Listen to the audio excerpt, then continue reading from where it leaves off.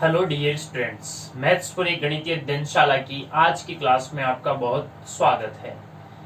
Maths का जो आज का हमारा टॉपिक है वो रहने वाला है रियल नंबर्स का। हमने बात करी थी पहले एचसीएफ एलसीएम कैसे ज्ञात करते हैं, यूक्लिड विधि से एचसीएफ कैसे निकाला जाता है, इसके अलावा भाज्य गुणनखंड किस प्रकार से किए जाते हैं, वो सब हमने पहले के जो दो यहाँ क्लासें हुई है रियल नंबर्स की उसमें हमने देखा है। आज की हमारी क्लास में बहुत ही महत्वपूर्ण यहाँ से जो प्रश्न पूछे जाते हैं उनसे संबंधित प्रमेय और प्रश्न हम लेने वाले हैं। एक यहाँ पर प्रश्न पूछा जाता है अंडर रूट 2 एक अपरिमेय संख्या है, ये हमें सिद्ध करना है। ये कैसे हम सिद्ध करेंगे कि अंडर रूट 2 एक अपरिमेय संख्या है? उसी के आधार पे हम सीखेंगे कि अंडर रूट 3, अंडर रूट 5 और अंडर रूट 7 के लिए हम किस प्रकार से इस प्रमेय को सिद्ध कर सकते हैं, और फिर हम देखेंगे कि उसके आधार पे प्रश्नों को किस प्रकार से हल किया जा सकता है। तो आज की क्लास में हम सबसे पहले देखते हैं कि अंडर रूट 2 एक अपरिमेय संख्या है, इसको हम कैसे सिद्ध करेंगे। तो हमें सिद्ध करना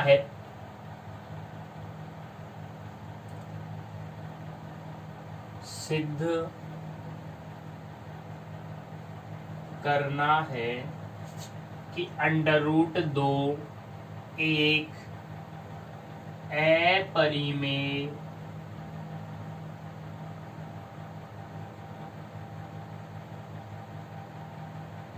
संख्या है, ये हमें सिद्ध करना है। अब देखो इसको कैसे सिद्ध करेंगे। सबसे पहला काम हम माना कि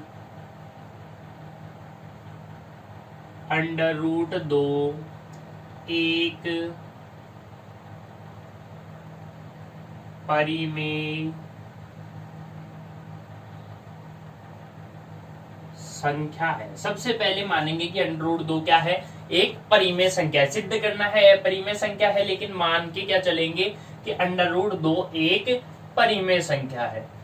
उसके बाद में अगर हम बात करें तो हम अगर परिमेय संख्या मान रहे हैं तो हम लिख सकते हैं a बटा b बराबर अंडर रूट 2, यानी हम अंडर रूट 2 को a बटा b के रूप में लिख सकते हैं और कह देंगे यहाँ b किसके बराबर नहीं होगा, 0 के बराबर, क्योंकि ये शर्त है परिमेय संख्याओं की। ये हम पिछली क्लास में देख चुके हैं जब हमने बेसिक कंसेप्ट सीखा रियल नंबर्स के लिए। वहां पे हमने सीखा था, पता किया था कि परिमेय संख्या क्या है, परिमेय संख्या किस प्रकार से लिखी जाती है, कौन सी संख्या परिमेय संख्या कहलाती है। तो आप वहां पर देख सकते हैं। अब हम यहाँ पर बात करें तो हम लिखेंगे कि यहाँ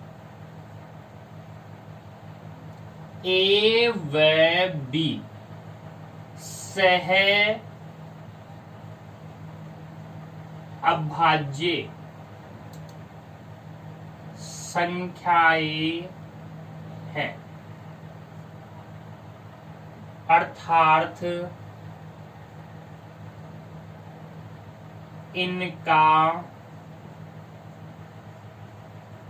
उभयनिष्ठ गुणनखंड नहीं है। हमने को प्राइम नंबर्स बताया, इन्हें सह अभाज्य संख्याएं बताई। ये हमने बेसिक कंसेप्ट की क्लास में देखा था कौन सी संख्याएं सह अभाज्य संख्याएं कहलाती है। फिर से बात करते हैं, वे संख्याएं जिनके लिए एचसीएफ निकाला जाए और वो एक आए, अर्थात तो उनका कोई भी उभयनिष्ठ गुणनखंड नहीं हो, वे को प्राइम नंबर्स कहलाते हैं। ठीक है, ये हमने लिख दिया। अब हम इसको हल करते हैं तो हम इसको लिख सकते हैं a बराबर अंडर रूट 2b, वज्र गुणा कर दिया हमने, अंडर रूट 2 को b से गुणा किया, यानी a बराबर क्या आ गया, अंडर रूट 2b। हम कहेंगे अब यहाँ दोनों पक्षों का वर्ग करने पर, दोनों पक्षों का वर्ग करेंगे तो क्या हो जाएगा, a स्क्वायर बराबर 2b का स्क्वायर, a स्क्वायर बराबर 2b स्क्वायर। अब हम यहां कह देंगे यहां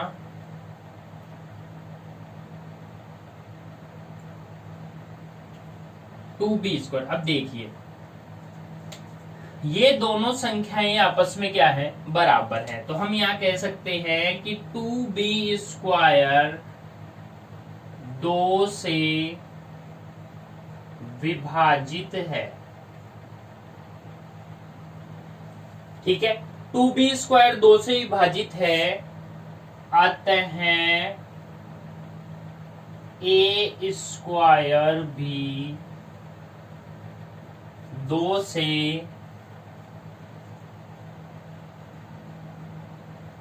विभाजित होगा और इस स्थिति में a भी 2 से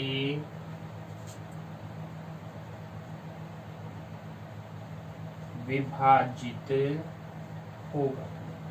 ठीक है, देखिए क्या आया, हमारे पास आ गया a² बराबर 2b²। इसका मतलब 2b², देखिए इसमें 2 का भाग जाएगा। अगर इसमें 2 का भाग जा रहा है तो a² में भी 2 का भाग जाएगा, क्योंकि ये दोनों आपस में क्या है, बराबर। अब जब a² में 2 का भाग जा रहा है तो निश्चित है कि a में भी 2 का भाग जाएगा। ये हमने यहाँ पर क्या कर लिया, सिद्ध कर लिया। अब हम पुनः इसको करेंगे। तो सबसे पहले हम मानेंगे a बराबर 2c और कह देंगे c यहाँ क्या है, एक पूर्णांक है। c यहाँ पर क्या है, एक पूर्णांक है, इंटीजर्स है। अब हम इसको हल करते हैं आगे। तो देखिए वही काम करेंगे, दोनों पक्षों का वर्ग करने पर देखिए क्या आ जाएगा। जब हम दोनों पक्षों का वर्ग करेंगे ये आ जाएगा a² बराबर 4c²। अब हम कह देंगे समीकरण 1 से। देखिए समीकरण 1 क्या कहता है कि a² किसके बराबर है, 2b² के। तो हम यहाँ पे मान रख देंगे 2b² बराबर 4c², कट गया। तो b² बराबर 2c², ये आ गया हमारा समीकरण नंबर 2। अब देखिए हम यहाँ से क्या कह सकते हैं कि अगर b² तो किसके बराबर है, 2c² के बराबर है। b² किसके बराबर है, 2c² के बराबर है। तो हम कह सकते हैं कि अगर इसी प्रकार से कि 2b² तो यहाँ आ गया 2c², 2c² में 2 का भाग जा रहा है तो b² में भी जाएगा। इसका मतलब b में भी 2 का भाग जाएगा। तो हम बात लिख देंगे यहाँ सबसे पहले क्या कि 2c² 2 से विभाजित है, तब b² भी 2 से विभाजित होगा, अर्थात b भी 2 से विभाजित होगा। ठीक है, इतना समझ में आ गया। इससे हमें पता ये चल गया कि a में भी 2 का भाग जा रहा है और b में भी 2 का भाग जा रहा है। अब देखिए जब a में भी 2 का भाग जा रहा है, b में भी 2 का भाग जा रहा है, हमने क्या कहा था, ये तो सहभाज्य संख्या है, ये तो को प्राइम नंबर्स है। अगर इनका उभयनिष्ठ गुणनखंड है तो फिर तो ये सहभाज्य नहीं है, और इनका उभयनिष्ठ गुणनखंड आ गया 2 का भाग b में भी जा रहा है, 2 का भाग a में भी जा रहा है। इसका मतलब इनका उभयनिष्ठ गुणनखंड है, और हमने जो एक परिकल्पना करी है ये क्या है, गलत। इसका मतलब √2 एक परिमेय संख्या नहीं है, वास्तव में ये क्या है, एक अपरिमेय संख्या है। तो वो बात हमें यहाँ लिखनी होगी। हम क्या लिखेंगे, हम लिख देंगे यहाँ ए व बी का उभयनिष्ठ गुणनखंड, उभयनिष्ठ गुणनखंड समीकरण 1 व 2 से ज्ञात होता है। अतः हमारी पूर्व परिकल्पना गलत है। अतः √2 एक अपरिमेय संख्या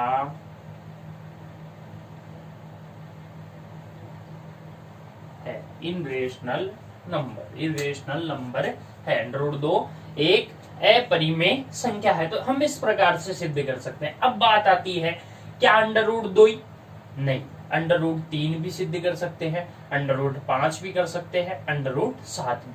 इसके लिए एक ट्रिक, अगर आपने √2 सीख लिया तो √3, √5 और √7 में कोई दिक्कत नहीं होने वाली है। अगर आपको कहीं कोई दिक्कत आ रही है, आप वीडियो रिवाइंड करके इसको वापस से देख सकते हैं।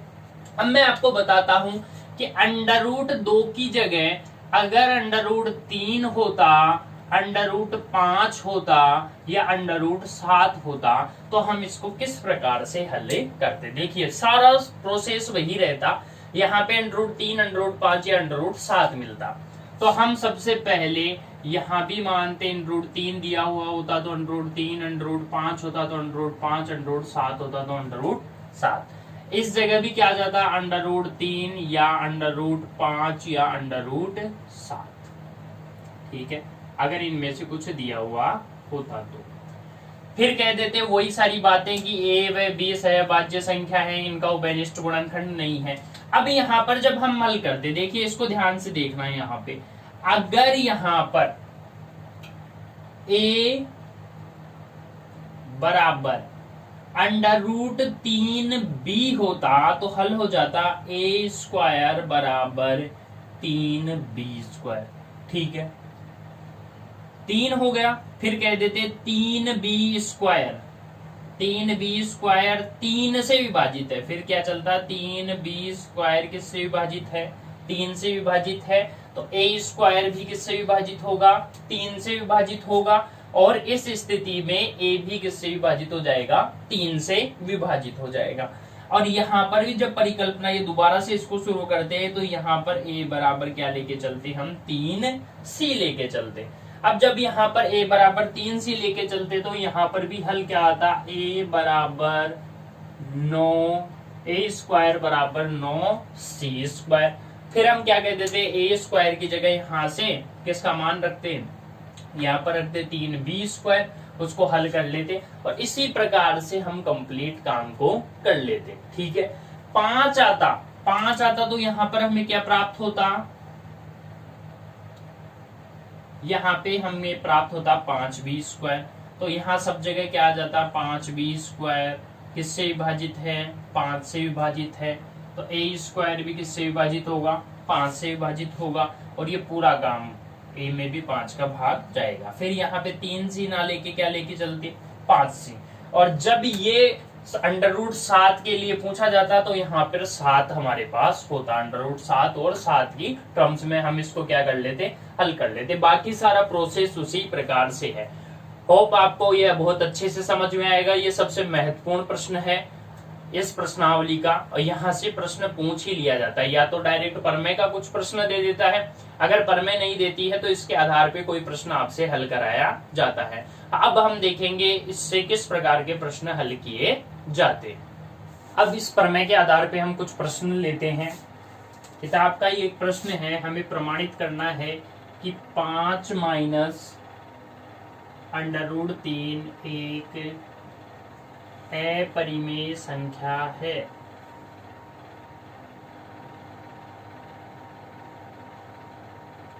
ये हमें सिद्ध करना है। देखिए कैसे हल होगा, ये बहुत आसान हो जाएगा। वही बात सबसे पहले हम कहेंगे माना 5 माइनस अंडर रूट 3 एक परिमेय संख्या है। तब 5 माइनस अंडर रूट 3 को हम लिख सकते हैं a बटा b के रूप में, जहां b not equal to 0। a व b सह अभाज्य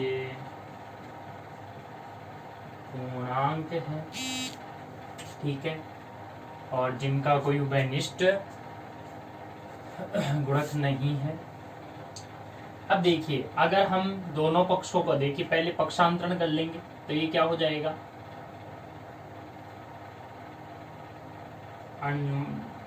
माइनस के अंडर रूट 3 a बटा b माइनस क्या हो जाएगा 5।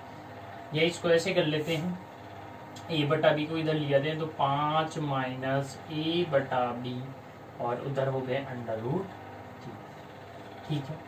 अब यहाँ पर a और b क्या है, पूर्णांक है, 5 भी एक सामान्य संख्या है, इसलिए हम कह देंगे कि ये क्या है 5 माइनस a बटा b एक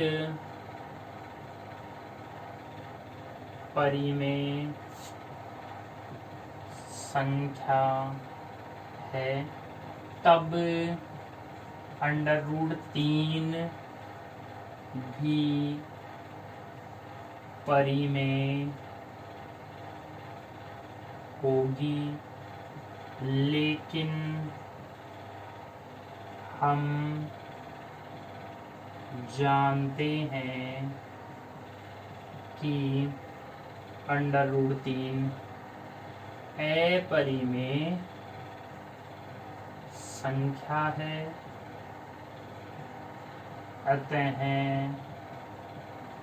हमारी परिकल्पना गलत है। देखिए क्या हुआ, हमें सिद्ध करना था 5 माइनस अंडर रूट 3 एक परिमेय संख्या है। सबसे पहले माना हमने कि ये क्या है, एक परिमेय संख्या है। परिमेय संख्या है तो उसको a बटा b के रूप में लिख सकते हैं, जहां b बराबर 0 नहीं है। a और b वहां सहभाज्य पूर्णांक है, जिनका a कोई उभयनिष्ठ गुणनखंड नहीं है। हमने इसका पक्षांतरण किया, हल किया, तो ये हो गया 5 माइनस a बटा b बराबर अंडर रूट 3। अब यहाँ पर ये संख्या क्या है, एक परिमेय संख्या है, पूर्णांक है, इधर 5 है, ये परिमेय संख्या है। अब अगर ये परिमेय संख्या है तो इधर भी ये क्या है, परिमेय संख्या है। लेकिन हम जानते हैं अंडर रूट 3 तो क्या होती है, अंडर रूट 3 तो अपरिमेय संख्या होती है। अरे जब अंडर रूट 3 अपरिमेय संख्या है, यहाँ आ रही है परिमेय संख्या, इसका मतलब हमने जो कल्पना की है वो गलत है। और 5 माइनस अंडर रूट 3 एक अपरिमेय संख्या है, तो हम लिख देंगे अतः 5 माइनस अंडर रूट 3 एक अपरिमेय संख्या है। इस प्रकार से यहाँ पे आने वाले सभी प्रश्नों को हम हल कर सकते हैं। एक दूसरा क्वेश्चन लेते हैं, बुक का ही पूछा है कि 3 अंडर रूट 2 सिद्ध कीजिए कि 3 अंडर रूट 2 एक अपरिमेय संख्या है। सबसे पहले वही कल्पना करेंगे कि 3 अंडर रूट 2 क्या है, परिमेय संख्या है, ठीक है, कर ली कल्पना। फिर वही काम हम क्या कहेंगे कि 3 अंडर रूट 2 बराबर a बटा b, जहां b बराबर नहीं है किसके, 0 के। a और b क्या है, सह अभाज्य पूर्णांक है। हम क्या कर देंगे, हल करेंगे, तो यहां से क्या हो जाएगा, देखिए अब हम क्या करेंगे, देखिए हमें अंडर रूट 2 को हम इधर ही रखेंगे, तो अंडर रूट 2 को हमने इधर रख लिया, 3 उधर जाएंगे तो वज्र गुणा हो जाएगा a बटा 3b। अब यहाँ पर देखिए a बटा 3b क्या है, परिमेय संख्या है, a बटा 3b क्या है, परिमेय संख्या है। अतः अंडर रूट 2 भी क्या होगी, परिमेय होगी। लेकिन हम जानते हैं अंडर रूट 2 तो क्या है, अपरिमेय संख्या है, इसलिए हमारी कल्पना क्या है, गलत है। अतः 3 अंडर रूट 2 एक अपरिमेय संख्या है। तो इस प्रकार से हम सभी प्रश्न जो यहाँ पे आते हैं उनको हल कर सकते हैं। तरीका वही रहा, सबसे पहले माना परिमेय संख्या है, फिर उसको a/b के रूप में लिख दिया, कह दिया वो सहभाज्य पूर्णांक है, पक्षांतरण करके उसको हल करने का कोशिश किया, हल किया, पता चला। अब जहां पे अंडर रूट की संख्या है उसको एक तरफ ले लीजिए, अंडर रूट की संख्या जो भी आ रही है उसको एक तरफ ले लीजिए, बाकी सारा एक तरफ।